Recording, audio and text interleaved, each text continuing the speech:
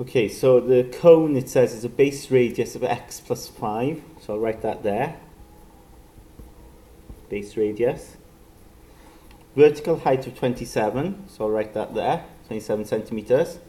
And it says then the volume of the cone is 909 pi. Okay, so don't worry about that. Don't get put off by it. You've got to show that the x satisfies this here. Okay, so you know, don't worry about pi because you know it's not in here, isn't it? But something will probably happen now to get to that equation.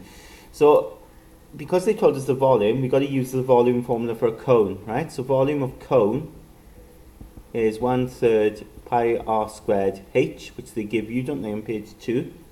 And what they're saying is, look, this volume is equal to 909 pi.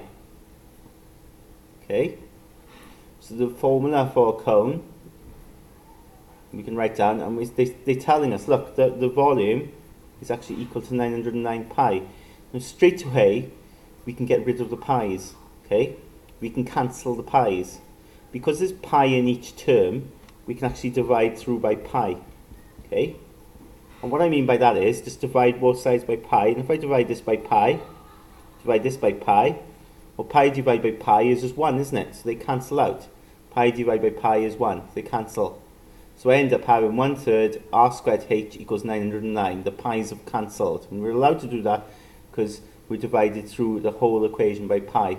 And it all balances. So 1/3 times the radius squared. Now the radius is this, don't forget, right? And we've got to square it. Times the height, which is 27.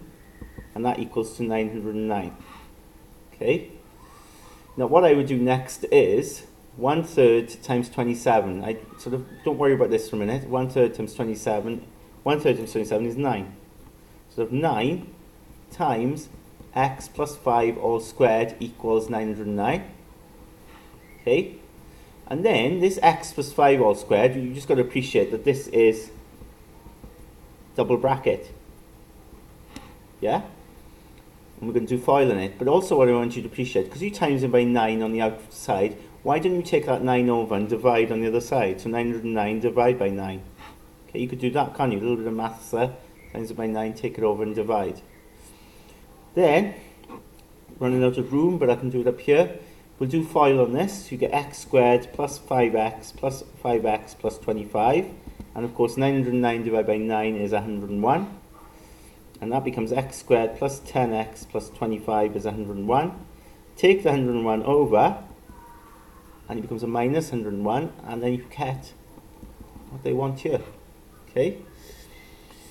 Says then use the formula method to solve the equation. Now, if you couldn't do part A, you can still do part B, right? So you've got to remember that in the exam. If A, you just don't get it out, well, you could still just crack on with this, because you just use the formula method. A is equal to the number in front of there, which is 1. B is equal to 10. C is equal to the number there, which is minus 76. The formula then, method,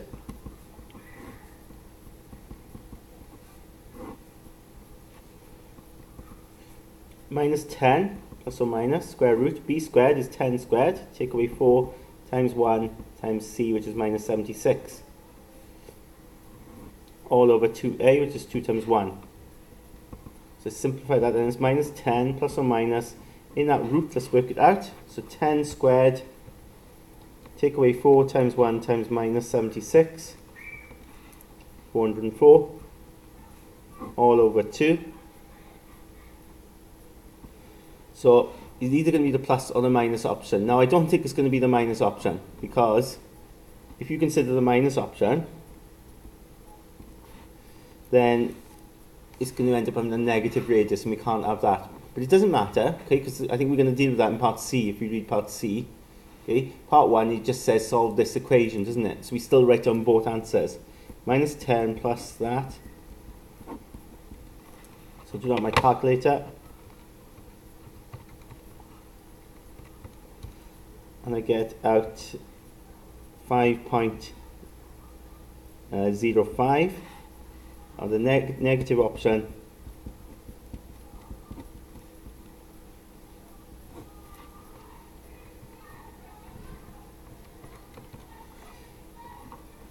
minus 15.05. Okay.